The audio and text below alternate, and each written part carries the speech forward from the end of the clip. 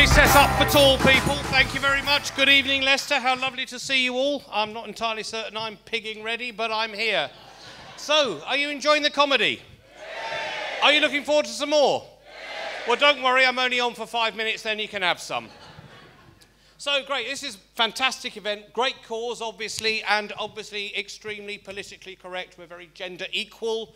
I'm delighted to be one of the 5 token men competing this evening because otherwise it would all be women.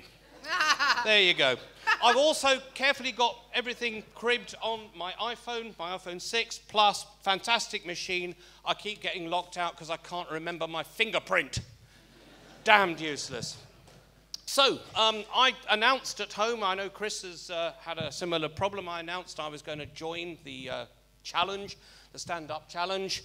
And Tracy didn't say why. No, she just looked at me and said, "You're not funny." I was going to say she's been proved right, but thank you so much. You've proved her wrong. Darling, I love you, but sometimes I want you to be wrong.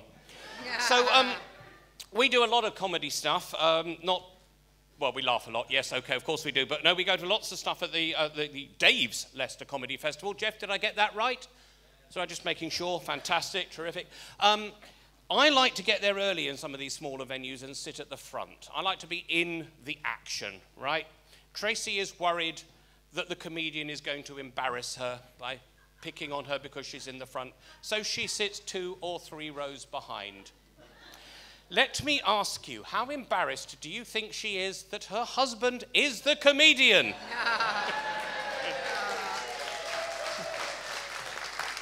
Yes, she's trying to hold it in, but failing dismally. So, tax. Can't avoid it. Well, some people do. Jimmy Carr. One newspaper article doubled his effective tax rate. Sorry, that's a tax joke. I do tax. Some of you might know this. Tax is very funny. I've tried out all the tax jokes. Even I didn't laugh. So I thought I'd tell you just about some anecdotes. I get some great letters. When I was an inspector many years ago with the old Inland Revenue, I had this wonderful letter. "Dear Mr. Miller, please stop asking me for tax. I live in Brighton. You work for the Inland Revenue." Thank you. I love a good geography joke. Don't you love geography? I once had a very long correspondence with a firm of accountants. It culminated in the absolutely perfect letter. "Dear Mr. Miller, we give up." Yours sincerely. Other articles of incredible brevity. I once spent 3 weeks crafting the perfect letter on a very complicated technical transaction. Is anyone from KPMG in tonight? Oh, one. Oh, sorry, that is the entire staff of the Leicester office, isn't it, these days? I had a lovely time working for them. This particular occasion, it was what happens if we do this thing and the company's tax profile in Abu Dhabi. So I write this long letter, and within 12 hours, I get a response. Embossed, printed, notepaper. It was beautiful. KPMG, tax advisors, Abu Dhabi. "Dear Pete, thank you for your letter. There is no tax in Abu Dhabi." I thought, what a gig! Tax advisors, Abu Dhabi, no tax, and no tax on your pay. Fantastic. So, anyone here ever tried to get hold of anyone from, well, let's call it the Inland Revenue, it's called the HMRC now, but anyone ever tried to get hold of them? Phone them up, try and sort out your tax affairs, yeah? How many days were you on the phone? Yeah, phone bill was twice the size of your tax bill. Typical sort of bollocks. So, let me ask you something. Do you think they actually care? I joined the Inland Revenue in 1988. Yes, I am indeed older than I look. And they had this wonderful new initiative. It was called DWP. Now, you might think that stands for the Department of Work and Pensions. In 1988, this stood for, get this, dealing with post. Now, I'm sorry, but we all work for somebody, don't we? I work for Tracy, obviously. And, yeah. Oh, that's the Turner family. Yeah, I can tell. Sorry, private moment, by the way. Mum and Dad, I can't see you because the lights are too bright, but my mum and Dad are in. That's why I've not used Chris's language. I just have this vision of a meeting where somewhere in 1988, some junior member of the Board of Inland Revenue said, look, you know what, chaps, I know I'm only young, I've only just joined the board, but maybe we'd be more efficient if we dealt with post. And you just imagine, well, Rump, we never did that in my day. And now, Archibald, young Tarquin might have a point here.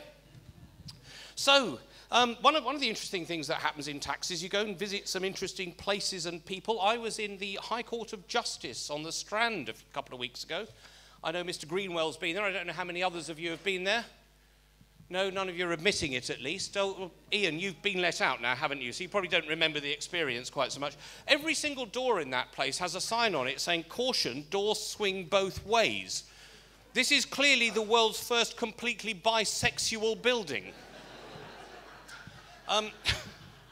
As of last week, 18th of November, there is a new piece of legislation defined or specifically for Geordies. It's section 357YI of the Act, and you may look it up if you wish, but it is genuinely there. The other favourite new piece of legislation is the one that talks about whether you are married, whether you are civil partners, or whether you are living together as if married or civil partners. And I have this vision of the interview with your tax inspector. So, Christopher, you and Alice, how many years have you been living in this same house? Oh, about 20 years, I see. But you're insisting you're neither man and wife nor living together as man and wife. That is indeed correct, Your Honour. That's the correct honorific for a tax inspector, you understand. So let me explore this relationship of yours. Do you have a joint bank account? No, of course we don't. No, definitely not. And do you share a bedroom? No, we definitely don't share a bedroom. I see. And how often do you have sex together? Absolutely never. Right, got it. So 20 years together, separate bedrooms and no sex. You are clearly living together as if you were a married couple. I'm glad that one worked because it's the last one I've got. So. Ladies and gentlemen, thank you very much. You've been a fabulous audience. In here, I've been very funny. Thank you.